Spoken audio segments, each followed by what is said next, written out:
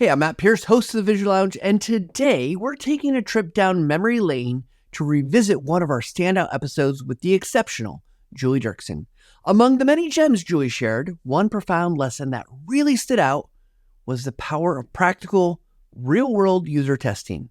You see, designing effective learning experiences isn't just an academic exercise. It's about rolling up your sleeves, getting out there, and truly understanding how real users interact with your designs. Julie emphasized that some of the most valuable insights can come from simply observing users, even if you don't have a ton of resources at your disposal. A hands-on, user-centric approach can make all the difference between a good learning experience and a great one. Julie's wisdom reminds us that the key to effective instructional design is not just in the planning, but in the careful observation and continual adjustment based on real user feedback. Julie's newest book, Talk to the Elephant, is another great resource about designing for behavior and is one that you should check out. So stick around as we delve deeper into this crucial topic and many other pearls of wisdom from our chat with Julie Dirksen, right here on the Visual Lounge.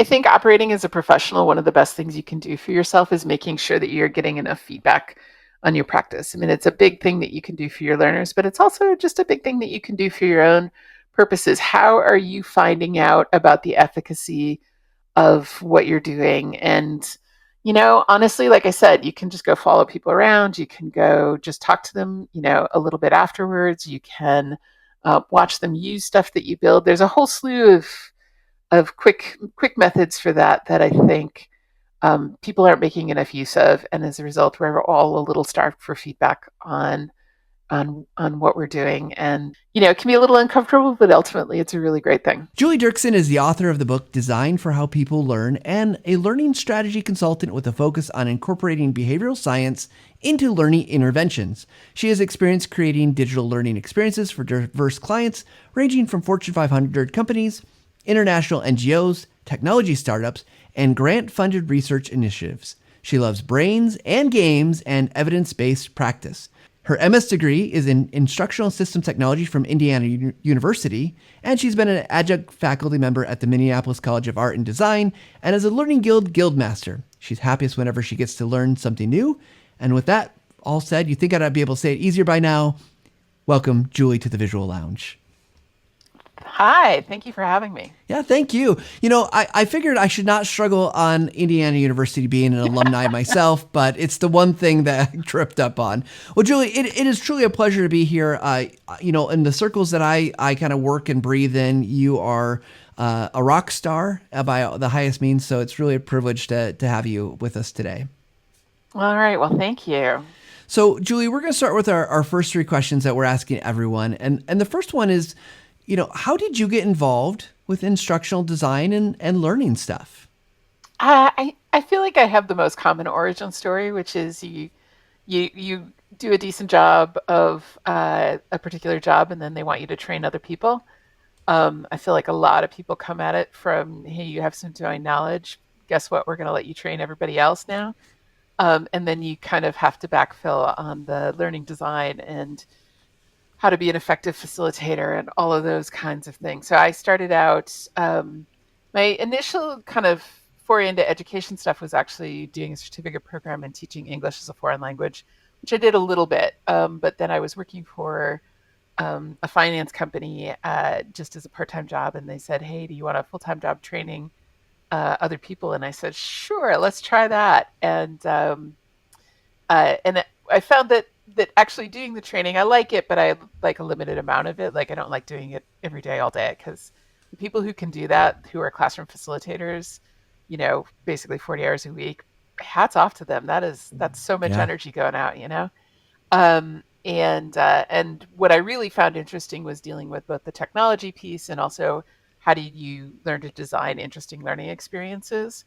And also I was working with like a customer service group, and I got really interested in the question of when is it the right answer to fix the people versus when is it the right answer to try to build a better system for them to use to do their jobs, which got me interested in things like usability and human computer interaction. We weren't even calling it user experience yet. That's how long I've been doing this stuff.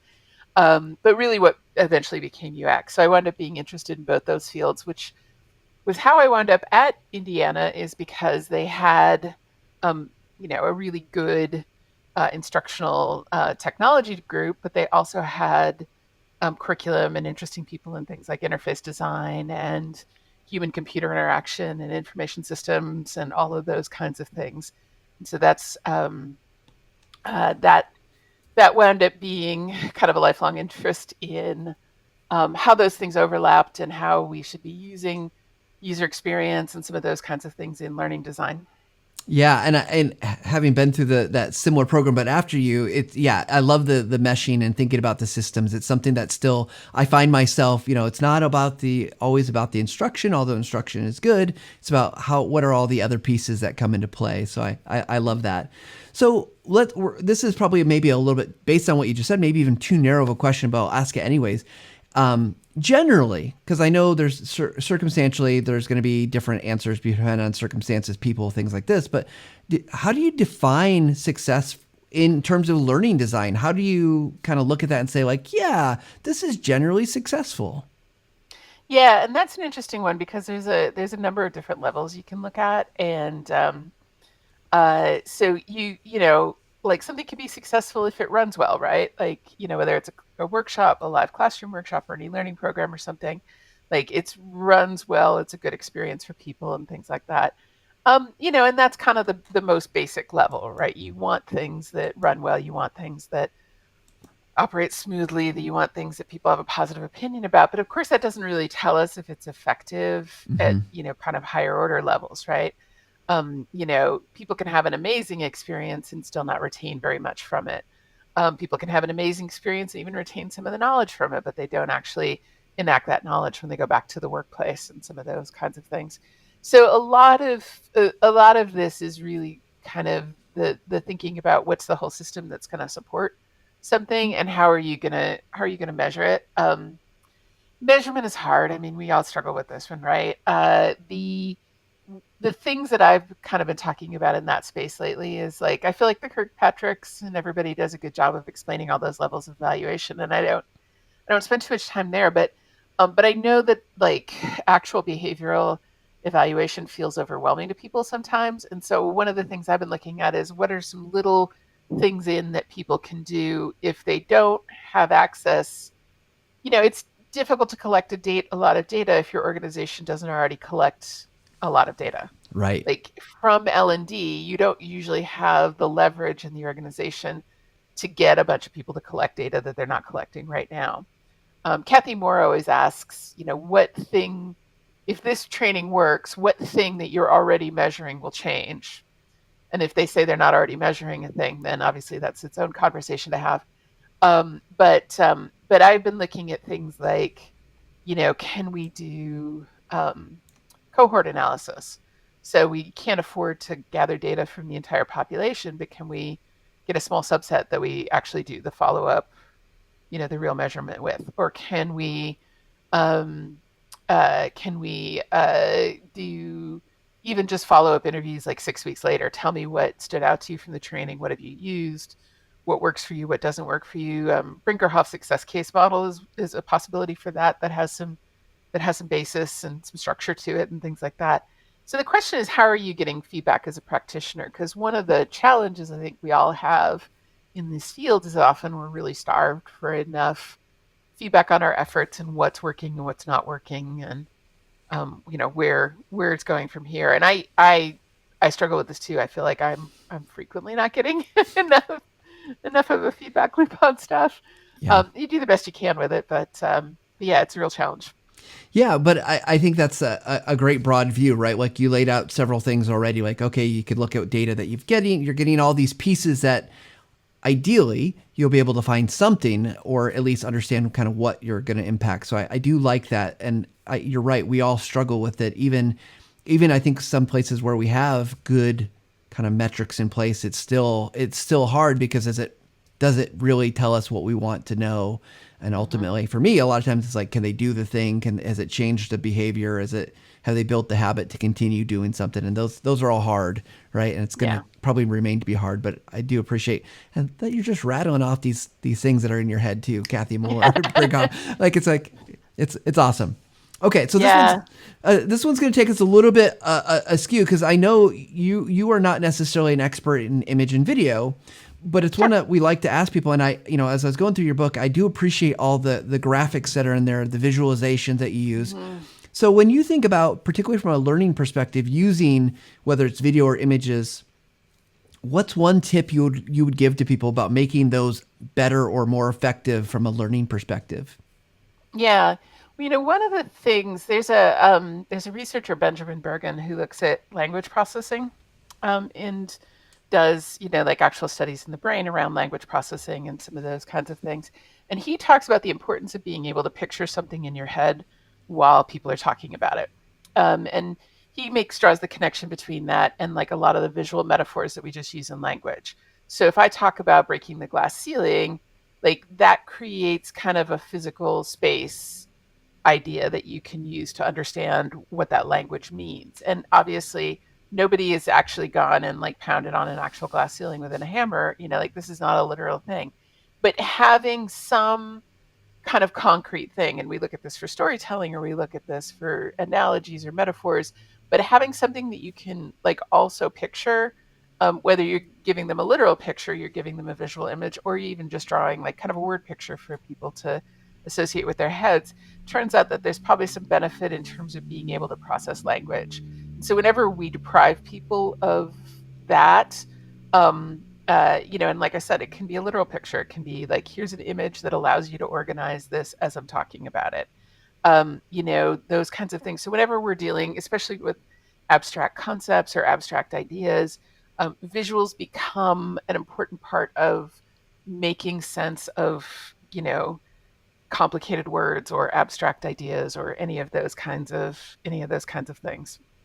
Yeah, so it gives you something to the learner or the viewer to wrap around and understand. Whereas maybe, there's probably lots of concepts. Particularly, we could talk instructional design. Lots of concepts that's like I don't get it, and then you see Hmm. some visual. Oh, okay, start to make sense, and you can build off of maybe kind of commonality, I suppose. Yeah, and I mean we evolved to have a very complex set of memory for physical spaces, and a much less sense of memory for like abstract information. Like for most of our evolutionary history, we didn't really deal with numbers bigger than like a half a dozen or things like Right. that. And so because you need a recording system in order to even be able to kind of like think about and process that kind of stuff. And so pre-literate stuff, you're not dealing with it. And so like you get things like memory palaces, which are this idea of how people really extend our capacity for memory. And this is the trick that people who like do memory competitions use. So they can memorize the order of a pack of playing cards by having a visual map in their brain of a physical space, and then they drop the cards mentally through the spaces and try to create something vivid and visual that they associate with it.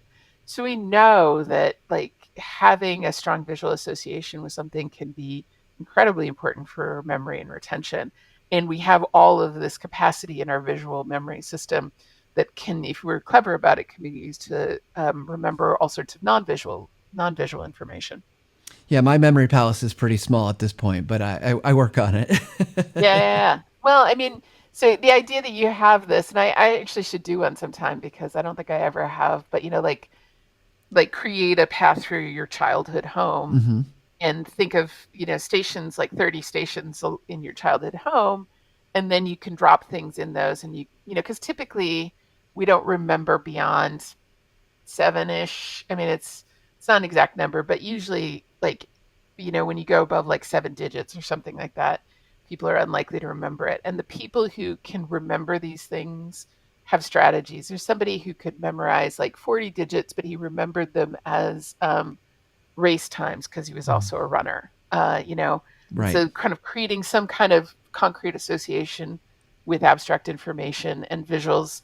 Sorry, I'm going way nerdy on this, but No, this is so fast. It's so fascinating because I yeah. think there's so many applications when and there's definitely other things we want to talk about. But I love this because I think from a kind of a current modern day looking at the world, we are inundated with many more visuals than I think 100 years ago we probably would have ever seen. And so it's Mhm. like, well, how do we incorporate these to our benefit, whether it's a memory device to, for whether it's a process or procedure or set of actions we need to do, or having it have other influences on us. I think it's super interesting. Yeah, and I mean, so one of the things I talk about when I talk about behavior change and work on those kinds of things is um, kind of the cognitive systems that are play in decision making. And Daniel Kahneman has systems one and two. And then Jonathan Haidt has a metaphor about a rider and an elephant. So you've got an elephant is your big, visceral, physical, sensory perception part of your brain and, emotional. And then your rider is your little rational part of your brain sitting on top of the big elephant. Mm-hmm. And I will tell you that system one and two, I can't even always remember which one's which. Like, and I've been dealing with this for, the better part of a decade and stuff like that. Like, which one's one and which one's two? Because they're abstract things and they're arbitrarily assigned. He means basically the same thing. One is your sort of automatic system and one is your kind of deliberate conscious system. Um, but if I use rider and elephant, everybody remembers which one's which on those because they've got a really strong visual to associate with it. So I need to like create a mind picture of what the number one is doing and what the number two is doing in order to be able to actually remember the Kahneman systems. But we like our world is full of like abstract stuff. Mm-hmm. We're learning compliance rules and we're learning procedures for things and whatever. And so having some but our visual memory is so strong and it's such a powerful thing. And so being able to leverage that more and better in our instructional design, I think, is all to the good. I had a very good when my original publisher that they were willing to just let me go to straight to full color printing. And I didn't know at the time that this was a big deal, but it is actually a really big deal because it's not inexpensive from a printing cost, but the fact that I was able to use images, all sorts of images throughout the book, and a lot of those are the things that stick with people Yeah. and really kind of make an impact. And so I'm very spoiled in that, and really appreciate that I was able to do that much with the visuals in the book. Well, speaking of the book, I want to talk to you more about that. But before we do that, let's take a quick break and we'll be back in just a second. Hey everybody, I want to tell you about a resource that is available that is a fantastic one if you're not familiar with it. It's called the Video Viewer Study. It's a research study by TechSmith. It talks a lot about using video and why people watch videos, and why people stop watching videos. It's got so much good information that you can apply right away. I want you to go and check it out. So we're going to put a bit.ly in the show notes and below. So if you're watching this or listening to this, you can go out and just download it. It's free, no charge to it, and you're going to learn things like why people stop watching videos. What are the most common reasons? How important really is good audio? We talk about it a lot here on the show, but really, what do viewers think about that? And so much more. The link that we're going to point you to is also a blog post with an episode previously that done on the Visual Lounge with author Dr. Jane Bozarth, and she talks through the research, what it means, and some of the great things that you could be doing today to make your videos even better for learning or for whatever purpose you have. So go check it out. All right, everybody, welcome back. I'm here with Julie Dirksen. We are talking about all sorts of things instructional design, and we're nerding out, and it's super fun. So Julie, you mentioned your book, and I just want to make sure we're giving people a chance to understand. So tell us a little bit about your book, what it is, and what it's about, kind of at the high level. Yeah. So one of the things that I was realizing, when I was working on the ideas for the book, which is back in like the 2000s, give or take, was that we sort of seem to not have a good first book in the field. And by that, I mean, if you want to learn about user experience, your first book is Steve Krug's Don't Make Me Think. And if you want to learn about graphic design, your first book's maybe Robin Williams' Non-Designer's Design book. There's a couple others that fit in that space too. But and I felt like we didn't have that sort of like first book that you hand people when they are getting started with instructional design that would give them some foundations and some guidance, but be readable by kind of any audience and not be overwhelming in terms of the language or in terms of the jargon and things like that. The Robert Mager books, the Mager Six Pack, were good for that. Like they were very readable, but they were, I don't know, I can't remember. I think those came out in like the 60s. Mm-hmm. So they were kind of, and also they're a little expensive, but and do you buy all six and all that kind of stuff? And they hadn't been updated, and they're great books, but they had dated a little bit at that point. And so that was sort of the goal. Was there's a whole bunch of people who, again, through like their own domain knowledge, which was sort of how I got into it too, are then asked to teach something to somebody else, and so they know all about their topic, but they don't necessarily know how to communicate it. And what happens is they would make it kind of look like the thing. Mm-hmm. Okay, so if I'm a trainer, I stand in front of the class and I lecture and I have a PowerPoint deck and maybe we have some discussion questions and then I write a quiz, you know? And like there can be a good class that follows all of those things, but we've also sat through some really terrible classes that have all of those elements. And so I wanted people to kind of understand a little bit more about kind of why you're doing certain things and when you're doing them. And so the goal was to give people that grounding or that underlying foundation so that they could kind of proceed with a little bit more confidence and make better decisions around what they were going to include or what they were going to do or how they were going to structure things, that kind of stuff. Yeah. So as you kind of look out there, because I love that because I'm actually thinking, I have a sister-in-law. She's moved into the world of training. Like she didn't realize like really this is what I do. Like I'm in this world and she's Yeah. like trying to figure out how to be a trainer and do all this stuff. And I'm thinking what, this book actually might be really good for her to as she's moving into doing some more things beyond just the classroom training. But I'm curious, for the people that you see that are just getting started, maybe they're getting your book and trying to figure out how to apply, or they're just coming up and talking to you. What are the things you think trips people up the most at the beginning that like they should just be aware of? Because I mean, it is. I think there's a kind of a real transition. If I'm a practitioner of something to this, there are definitely some areas where you could make those mistakes. I like what you said about Yeah. the classroom, right? Like I've been in a classroom most of my life, like in terms of like going to school, and I've seen lots of practices, but I don't necessarily really understand. For a long time, I didn't understand how those came together to make good learning. So, Hmm. what do you think Yeah. trips people up? I think a big one is not creating enough practice. I think that's probably the biggest number one thing that I see as kind of a weakness in a lot of the instructional design stuff is that there tends to be a lot of information delivery, and that's usually not the problem. Is like getting content out there. The problem is giving people practice opportunities to apply that.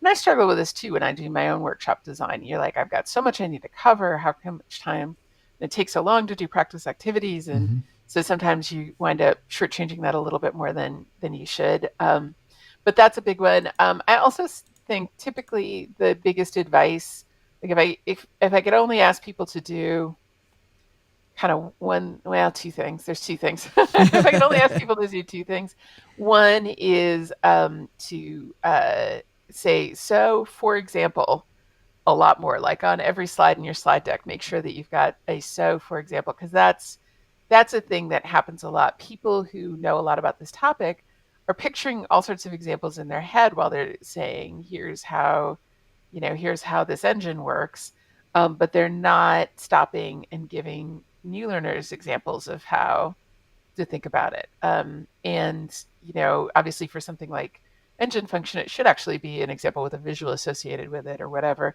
But even if it's like leadership training or something, and you're talking about giving feedback, like so, for example, if you're giving feedback in this context, here's what you want to think about, or this context, here's what you want to think about. Because I think that that's a lot of stuff is starved of enough kind of case examples of different kinds of things. So I've been doing a technical edit on a book and I keep begging, I'm like, more examples, please, more, Yeah. more. Um, and so that's a big one. And then the other thing that I usually am sort of pleading with audiences to do is to test their solutions. And this is maybe a little bit more important when it comes to digital tools, because I think people who teach workshops get a lot of feedback about how stuff works. But if you're creating e-learning or you're creating any kind of digital resource, test these out by watching people use it. Um, the aforementioned Steve Krug book, "Don't Make Me Think," Mm-hmm. explains how to do that very clearly. And so yeah, user testing is a big, big, big thing that I advise people to do for pretty much anything you create. Try it out. Make sure it works the way you think it's going to work. And you can do it with a video. I mean, you can have people kind of talk through their reactions to it or anything like that. So Yeah, so it's interesting the example one, because I can think, like, I can viscerally think of things that, like, at times I've been like, I can't figure out I can't wrap my head around it. Like, I needed to see something or experience something, some kind of example, because that is really, it's really challenging. I think that is something I see as well. We are blessed to go to a lot of different conferences, and you hear these great presentations, but oftentimes it's like, well, now what? Or how did someone else really do that? And so that gives me some good takeaways, the things to think about in my own kind of work of how to do that. Speaking of examples, actually, as I was going through the book, one of the examples fairly early on in the book, within the first 20 pages, was from research that tasks presented in an easier to read font were Oh, rated yeah. were rated by participants as easier to perform than those that are harder. Than, like, if it's cursive, it might be harder to read and harder to Hmm. perform. So I'm going to make an assumption here, and I don't know if it's right, but we'll just kind of hypothesize here for a second, and you could just shoot me down and say, no, Matt, that's not how it works at all. But like, when you look at something like that and you go beyond maybe a list of like 1, 2, 3 steps Hmm.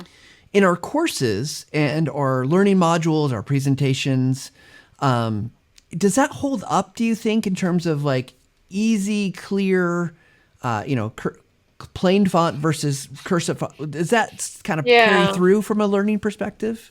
Yeah. Well, and so I'm pretty sure the specific example was like related to steps for doing an exercise or Mm-hmm. something. And people were reading it in like an Arial font, so really easy to read font. And then they read it in kind of a fancy script or something like that. And the people's perception who had read it in the harder to read font is that the actual activity was harder to do. And that's an interesting one. And I honestly, I will tell you, I don't know if that one's held up or not. There's been a lot of stuff since the book first came out where we're seeing a big replication crisis in the social sciences, where Mm-hmm. things like are an interesting phenomenon, and then when people try to replicate them, they're like, wait a minute. So there's, I let's like at least proceed with the assumption that that one still holds up. Sure. Um, uh, but um, but I will admit I haven't gone back and looked at that particular body of research, which is like it has to do with fluency and stuff like that. In a while, but there is definitely something to people's perception of difficulty, which, if nothing else, goes to things like motivation. Do I think that this is a fairly easy, straightforward thing to do, or do I think that this is a really difficult, complicated thing to do? And that perception has an impact. So if people believe, so there's stuff in the technology adoption space that says that people will adopt the technology if it's easy to use and useful. Mm-hmm. So like, I should I keep this app? Well, it's super useful to me and it's super easy to use. Great. Okay, I can see why this app would be useful, but it's really a pain to use. Like, I have to, it's constantly reloading and there's a bunch of things that are a hassle about it. Or, oh, it's easy to use, but it's not doing very much for me. Like, these are honestly just logical Yeah. things. But just the idea that, like, I need to think that this isn't that hard to do, and I need to think that this will be useful for me. And I think that those are variables that we should always consider when we're asking anybody to adopt a new behavior in a workplace or something like that. Is their perception that it's um, going to be genuinely useful to them, and they're very clear and can see tangible examples of how it will be useful to them, um, and is their perception that it's not going to be that hard to do or to implement. Like, I've had stuff where I'm like, I know that'll be good and I really should download it, and I just don't have the mental bandwidth this week, maybe next week, things like that. So it goes to that. I mean, on the flip side, sometimes from a learning point of view, that things if things are too kind of clear and easy to understand, we don't wrestle with the idea that much, and it actually becomes a little bit less memorable. Mm-hmm. There's some other research I cite later in the book that is, oh gosh, what is his name? It was interesting because he's the guy who does the science videos on YouTube now, Veritasium. It's like a huge channel. He's got a gazillion followers. And I was watching something where he's talking about his PhD research, and I'm like, wait, I know that research. I have that in the book. But he created videos around physics. And he found that if he just explained the physics principle in a really clear way, people would be like, yeah, yeah, I get it. Um, versus if he structured the video around people's misperceptions of this physics principle and how they got it wrong and kind of wrestled through that and then came through and said, okay, here's how it really works. The people rated the first set of videos that didn't have the misperceptions piece as being easier and clearer and easier to understand, but they also retained less Mhm. when he came back and tested them later, as opposed to the people who had been in the slightly confusing videos that had more information about all the misperceptions about that physics principle, but then kind of gave the right answer. They rated them less clear, but they actually remembered more of the information after the fact. So I'm not 100% sure what to do with that, uh, but I mean, if the whole thing is to just facilitate like technology adoption or software training or something like that, you want that clear, you want that easy Mhm. to understand, you want people to be able to get through it. If it's a bigger picture concept, you want people to really retain, or if it's something they're going to need to memorize and you can't support it later through performance support or things like that, then you want to maybe figure out how to make it a little chewier for them so that they actually have to think about it more concretely, because then it's a little bit more likely to be retained. Yeah, it seems like you'd want to, like, for that long term, you want, if it's easy, I just follow the steps, I can just go back to the steps anytime. But if I wanted that retention or really deeper Mhm. understanding, and I love the concept of that video because it sounds like it's not unclear on purpose either, right? It's not just confusing. It's Right. using a methodology or approach that says like, hey, let's have you wrestle with these things. So we're not just giving you the answer 1, 2, 3. So I think that's a really interesting approach and very purposeful, right? Like, Yeah. Yeah. Yeah. Yeah. we don't want to stumble upon this. Like, here, I made my video unclear, so guess what? I hope you understand it or Right. learn Right. Right. more. Exactly. No. No. It's not the lack of clarity that was helpful. It was the fact that they were. Yeah. No. There's a very Yeah, definite strategy there. Yes. Absolutely. So. yeah. So, I mean, there's so many other concepts in in your book, and I'm curious about a lot of them. And I'm thinking about kind of watching time here and thinking, if someone gets your book and there's one thing you say, hey, I think this is an most important concept, a chapter, where would you point us? Because I'm really curious, because I think you need the whole thing. Obviously, there's context there, it builds upon Yeah. ideas. But is there something you feel like from a takeaway that you think like, gosh, I don't know if we're an industry, a profession, whatever you want to call us, that maybe we're just still struggling with that, like, hey guys, we could generally across from your role as a consultant, as someone who's at industry events, as a guild master, Mhm. what is that we need to get better at? Yeah, I do think maybe it's the practice design piece, right? Mm-hmm. I've already done the shout out for user testing, so I'll go ahead and talk about kind of practice design. I think um, I've been looking at other domains where I feel like the structure of how they practice a skill is pretty well established. So, like athletics, music, language learning are all domains where, because the skill is so visible, we understand that you can't get good at it without practicing, right? Mm-hmm. Nobody's going to play golf by reading a book and then going and playing. Nobody, you could try, but nobody's going to be good at playing golf by reading a book and then going and playing golf. Nobody can like just watch the YouTube videos on how to play guitar and then be proficient at playing guitar, right? Like, I mean, you need to be practicing with the videos or, Mm-hmm. trying it. Like, it's not that you can like watch all of them without ever touching a guitar and then pick up a guitar and use everything you've learned from those YouTube videos. Like, you have to have that practice piece. You have to get, hands on to things and stuff like that. And I feel like there's an interesting, I sometimes refer to it as the sports and things where you can kill people conundrum, where we understand that. Like, we understand it, we can kill people because we want pilots and doctors to practice before we turn them loose Right. on the general population, right? But whenever it's not a life and death thing, we sort of just turn people loose. So, like managers, right? I, like, I think the requirement I live in Minnesota, and the requirement here is like 60 hours before you can take your driver's test. Mm-hmm. And I'll often ask people, do you think what's the less complicated task, driving a car or being a good manager? And everybody's like, oh yeah, being a manager is way more complicated than driving. And in terms of proficiency in the world, that's borne out, right? We have way more competent drivers than we have competent managers, I think. But uh, eh, probably not, but you know what I mean. The But anyway, the issue is that there's all these cognitive things where we just explain it to people and then assume that the explanation is going to be enough for them to go and do it. We don't have a good feedback loop for it. How do I then let you try it and then have a feedback mechanism so you can find out if you're doing well with it or not and things like that. And that's the biggest issue. So the chapter on skills development, I think, talks to the practice design, and there's probably a whole book on just practice design. Uh, I don't Coming know. I'm coming trying. soon in 2024, No, maybe. no.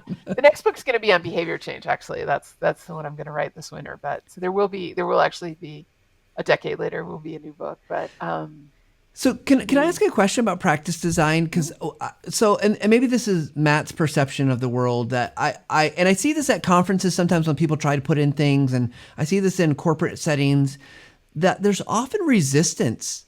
Like I think about I was a people manager for a long time. I left, kind of got out of people management, doing some other things, and now I've been invited back, and it's all the same company, right? Coming back now, have a small team. I went through some training that was provided. But the thing that I found is there was resistance to practice training as a manager. And this is not, I don't want to call out Mhm. the training or anything like that. I don't think that was bad. It's just, I think generally I get the sense that people feel that that is uncomfortable. It is maybe Yeah, difficult. And so what thoughts do you have about, because like it seems like, yeah, that's a really great thing until I tell people, hey, we're going to role play or we're going to practice these yeah, hard skills. Like the only way I've gotten better at things like giving feedback is by giving feedback, right? Like hmm going through that yeah, process of, and having someone even there to tell me like, hey, maybe you could have done this or that. yeah, But I feel like that's a huge barrier to not all practice, because yeah, maybe it's playing guitar.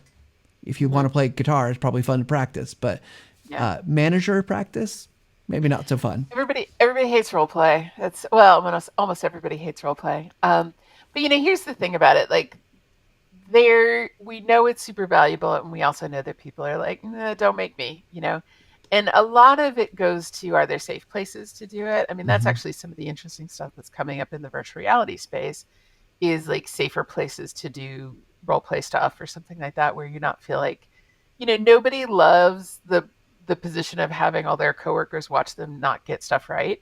Like that Hmm. is delightful, right?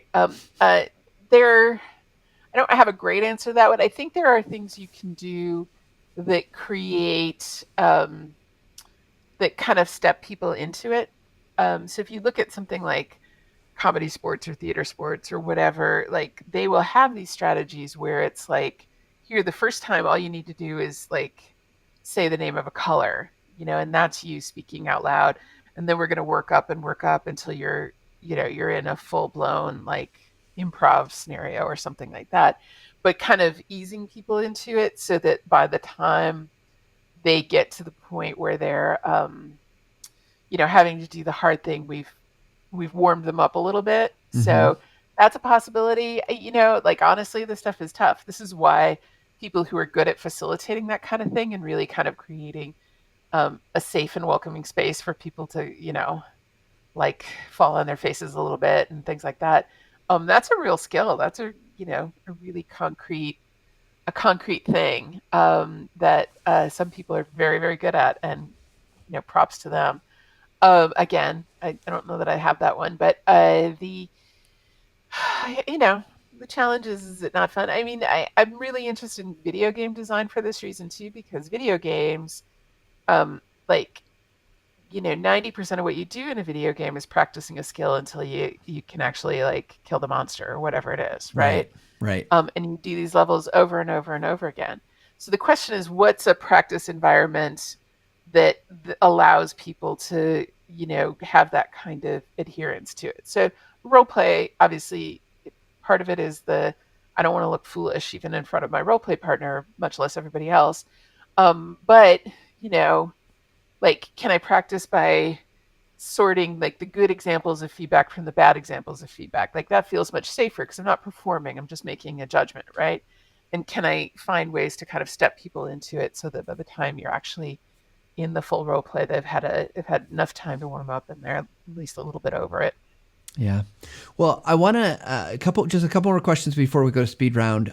One, and I'm most hesitant to bring this up because I'm guessing you get asked about this a lot, but I really appreciate it in the book your approach towards what you said about learning styles. And let's Oh yeah. preface here: learning styles not a thing, right? Like not. I gotta keep telling people, Right, but right, I right. loved what you said about like, okay, yeah, these aren't a thing, but the it seemed like to me, and maybe I'm misinterpreting it, but like there was still value in like thinking about different approaches and things like that, it seems like. So what would you say to people who are still in the learning styles camp today? Yeah. Learning styles feels concrete to people, and so I think that's part of the appeal. Like it's okay. This is one of the ways that you establish yourself as a professional is you know some stuff that other people who are not professionals don't know. And so we're always kind of hungry for that in instructional design because a lot of these things that we do feel like anybody could do them if they just applied themselves. And so we Mm-hmm. like having some things that we can kind of, hang on to that differentiate us, right? And Bloom's taxonomy, I feel like falls into that and some other stuff. But learning styles feels like, okay, I know about this, so therefore that's knowledge I have that other people don't have.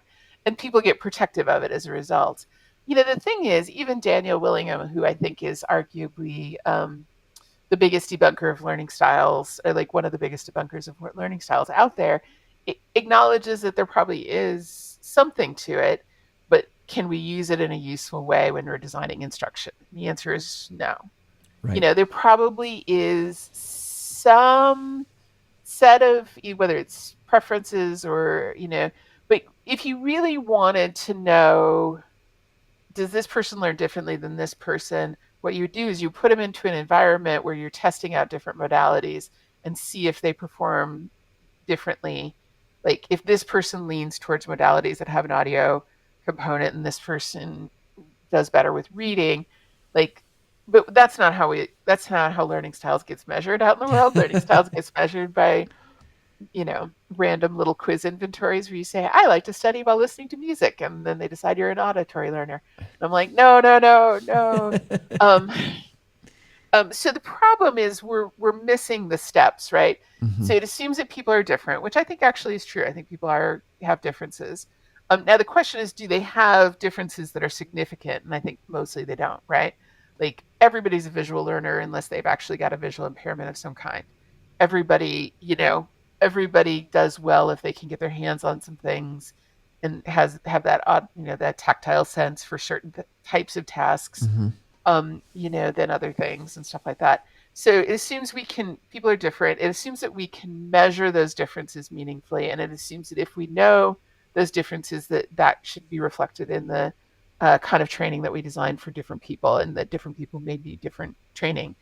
And that first one may be true, but the second and the third one don't have any basis that we can point to that says it's worth it. So it's not clear that we can measure it.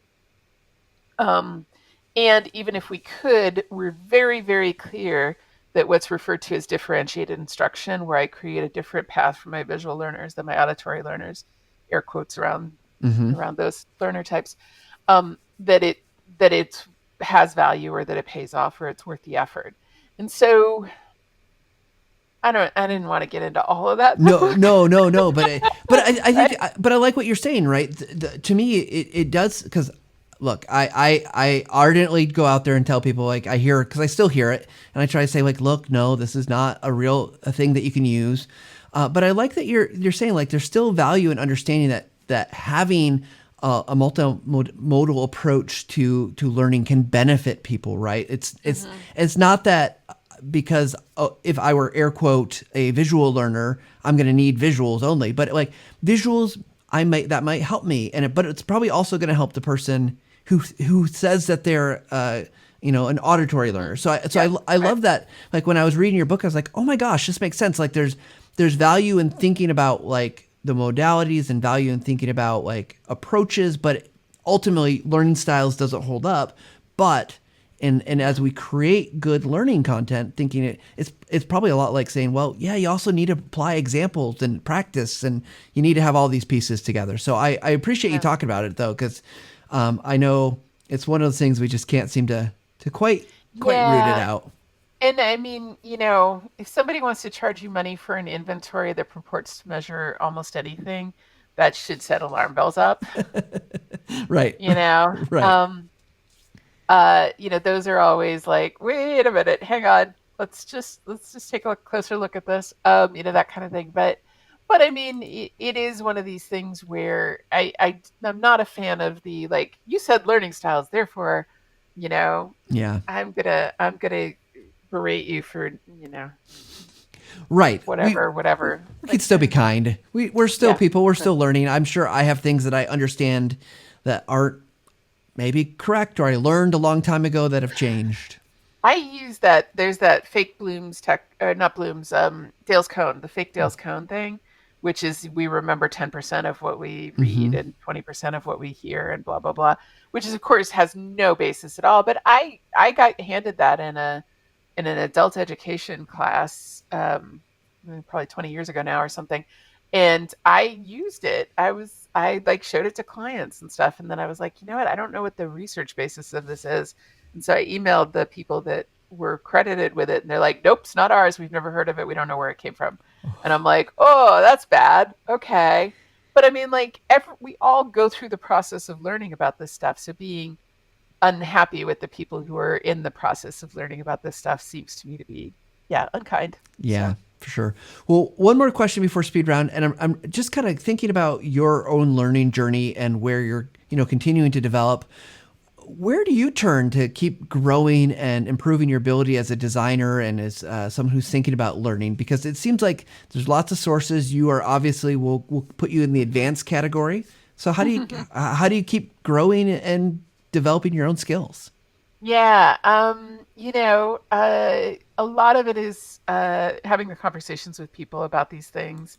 The area that I've been interested in for probably a good 15 years now is the behavioral sciences, because I do think that those absolutely apply um, to everything that we're doing, and that there's a lot of interesting stuff going on in that space that we can bring over. So, I mean, if we want actual references, behavioralscientist.org is good. What else? Mm, yeah, there's a number of things. That one's a nice starting point, which really kind of looks at, the behavioral sciences came up through a number of different fields. So there's a lot of stuff in public health or finance or safety or whatever it is, and then behavioral economics. And so there's a lot about like what helps people actually change their behaviors that I think is really relevant. And again, that's what the new book's going to be about this winter. So hopefully that'll be helpful to people as well. And the book's going to specifically look at, okay, how do we take this and apply it into learning and development environments and that kind of thing. Well, I love that, and I'm a fan of looking at research papers. I find it's really hard to get research papers if you're not at a university though. Like they make it Yeah. really tough, but it's one of the things I enjoy doing. That is just looking to Hmm. see what are people looking at, and it doesn't all Yeah. apply. And sometimes it's like okay, there's so many caveats with it because it's like well this very limited study on this very limited population. And it's like okay, well it'd be a stretch Yeah. to say it applies to everybody, but no. So Right. I Right. love that Right. you're doing that. Yeah. And I mean, it is super hard to get stuff, and it's like basically. I've got a small growling dog under the desk. Sorry, That's okay. in case there's an extra noise, but the it's almost impossible to keep up. There's just so much out there. So yeah, you do the best you can with it. If people are interested in the learning myth stuff, Clark Quinn's book about goldfish millennials and other myths or something, Yep. I have it. It's over there. But that's a great book that I do think everybody in the field should read, because it just goes boom, boom, boom through all of the different myths and fake ideas and misperceptions and all of those kinds of things that are out there.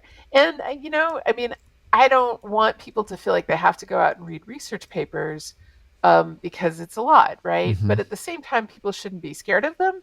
You can read the abstract, you can read the methods, and kind of understand what people are talking about. I know that they look frightening in terms of the academic language, but like if you just kind of focus in on certain parts of it, you can actually go, oh, okay, that's what they're really saying.